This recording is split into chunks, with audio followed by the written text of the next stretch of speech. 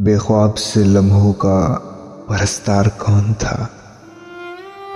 इतनी उदास रात में बेदार कौन था। इसको ये फिक्र थी कि मोहब्बत में क्या हुआ, हम इस पे लड़ रहे थे, वफादार कौन था। 100 कश्तियां जला के चले साहिलों से हम, अब तुमको क्या पता कि इस पार कौन था। ये फैसला तो शायद वक्त भी ना कर सके, सच कौन बोलता था, अदाकार कौन था। जमाने गुजर गए हैं यही सोचते कतील,